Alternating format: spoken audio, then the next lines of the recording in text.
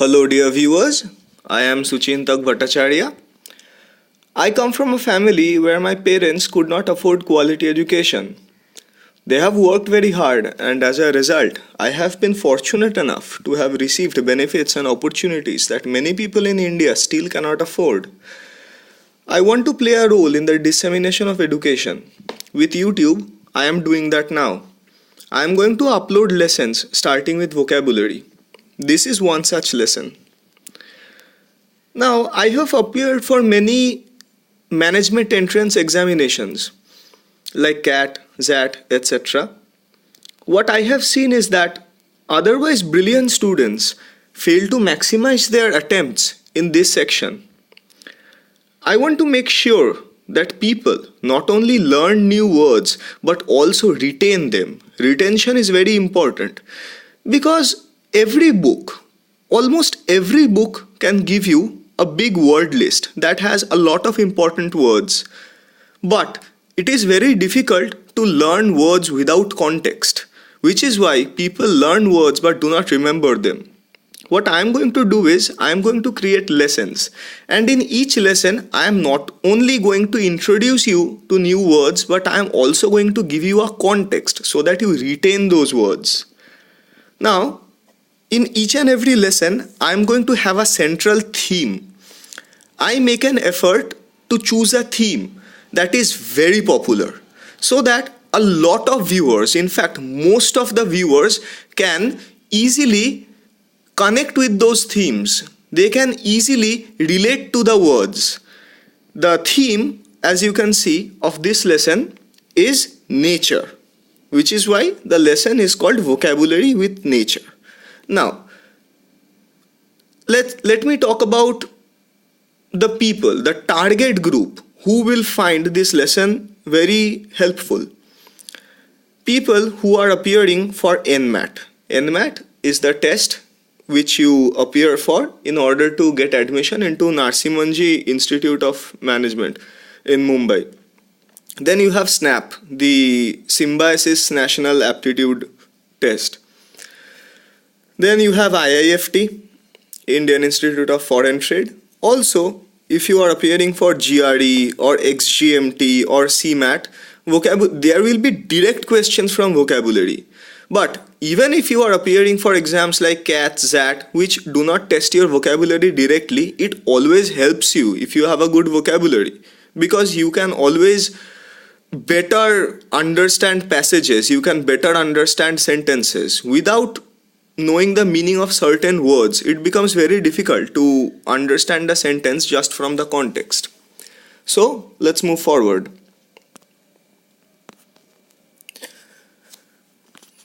Here is an About Me section.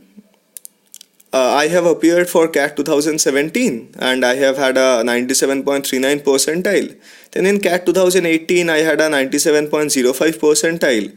In NMAT 2018 I had a score of 226, which resulted in a 99 percentile. I appeared for SNAP as well in 2018. I got a 99.6676 percentile. In XAT 2019 I had a 93.9 percentile. But the score in English was more than 98 percentile. I actually failed in maximizing my score in the decision making section, but that's another story. Now let's move forward. Okay, so here have a look at this picture. This is a desert. Now when you look at this landscape, one thing you can easily understand, that is, this is a dry landscape, which means this landscape is completely devoid of water. There is no moisture. This is a very dry picture, as you can see. So what adjective can we use to describe such a landscape that is completely devoid of water? The answer is arid. A-R-I-D. Arid. So this is an adjective that you can use, and you will encounter this adjective very often. This is a very popular word. This is used to describe a landscape that is absolutely devoid of moisture, which is why we can say an arid desert. Okay, now let's move forward. Okay, now here you take a look at this picture. What you see is a lush green landscape. Now, in India, imagine yourself taking a long train journey. Chances are that you have looked out of the window and you have seen green pastures, you have seen beautiful green landscapes, lush green, beautiful rural landscapes. So, the question is, what adjectives can you use to describe such a landscape using just one word? To answer your question, I have three words, and these three words are often used interchangeably, which means one in place of the other. The three words are bucolic, B-U-C-O-L-I-C, rustic, R-U-S-T-I-C, idyllic, I-D-Y-L-L-I-C. These mean relating to the pleasant aspects of the countryside. So you can say that I was driving in a highway and out of the window of the car I saw a bucolic landscape. That is how you can use these words in a sentence to describe a lush green landscape. Anyway, let's move forward. Okay, now look at this picture. In this picture, you have a person who is standing at the edge of a cliff. As you can see, this looks dangerous. One potential misstep, one small instance of carelessness, and you might fall down from a very steep cliff. You can injure yourself, you can have potentially life-ending injuries. So, what adjective can we use to describe an activity that is dangerous? The answer is perilous. The adjective perilous comes from the word root peril, P-E-R-I-L. Peril literally means danger, and perilous is used to describe something that is accompanied or associated with danger. So we can say, let's use a sentence. Jumping into a cage with a tiger is a perilous activity because you can end up losing your life. Another way to describe a similar situation or a similar activity is by using the phrase fraught with danger. F-R-A-U-G-H-T. Fraught means filled. So, fraught with danger means filled with danger. Now, let's move forward.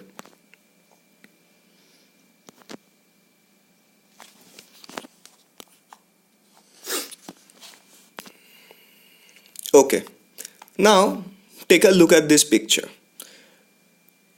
It does not take a genius to understand that this picture is of a place that is extremely cold. You can see that the ground is covered with snow. A person wearing a red jacket is standing in front of what looks like a waterfall that has been frozen. So, as we can easily guess, the temperature in this landscape is well below 0 degrees centigrade. Otherwise, water would not have frozen to form snow. So how do we describe such a landscape?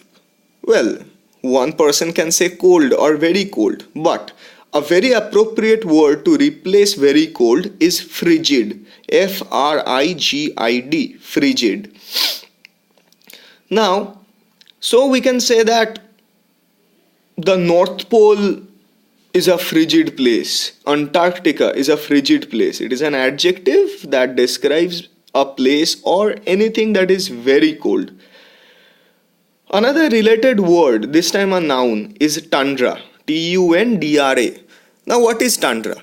Tundra is a biome or a natural ecosystem where it is too cold for vegetation to grow. As you can see, there is absolutely no sign of vegetation in this landscape, and we can say that this is a tundra. Now, let's move forward. In this picture, we have a very beautiful phenomenon called the Northern Lights or Aurora Borealis.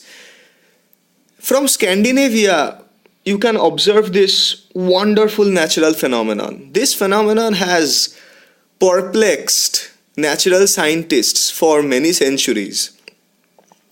In fact, every year, millions of tourists make the trip to Scandinavian countries to experience this wonderful natural phenomenon. Now, I'm going to introduce three adjectives that can be related to this phenomenon. Number one, we have inexplicable. Inexplicable. Inexplicable. Inexplicable is an adjective that is used to describe something that is impossible or very difficult to explain. Now imagine yourself standing in this landscape and observing this wonderful natural phenomenon that is the Northern Lights. Now you can think to yourself that this phenomenon is inexplicable, which is to say that someone who hasn't seen this phenomenon himself, it is going to be very difficult to explain this phenomenon to him or her. Another related word, though not the same in meaning, is inscrutable. Inscrutable means something that is impossible to understand. Now, imagine yourself standing in the same spot and observing the Northern Lights. You might think to yourself that this is an inscrutable phenomenon, which means this is impossible or very difficult to understand. Another word is an adjective, mystifying. Mystifying means something that puts a sense of mystique into your mind, which is to say that something that is utterly perplexing and bewildering. Now let's move forward. Okay, now in this picture you have a dark and dense jungle. It is a very dark forest. As you can see, sunlight barely seeps through the dense coverage of the forest and reaches the ground. Now I want you to do an imaginative exercise. Imagine yourself walking down this forest, maybe alone, maybe at night. As you can easily understand, this is not something very easy to accomplish. In fact, this is something that is supposed to fill your hearts with fear. Why? Because you might face a number of unforeseen challenges, from wild animals to losing your way in the forest. So, how do we describe such an activity that fills your heart with fear? We use the adjective petrifying. Petrifying means something that makes you so afraid that you are unable to move. Something that fills your heart with fear and makes motion impossible for you. Very scary. That is what petrifying means. So I would say that the idea of walking into this forest alone at night is petrifying. Let's move forward. Now, in this picture, we see a long highway and we see that the sky is laden with dark clouds. So, one look at this landscape and you can probably predict that a storm is going to approach. In fact, a storm is going to approach that can be very dangerous. Now, such a violent storm, a big tornado, what can it do? It can cause a lot of harm for a lot of people. It can destroy many livelihoods.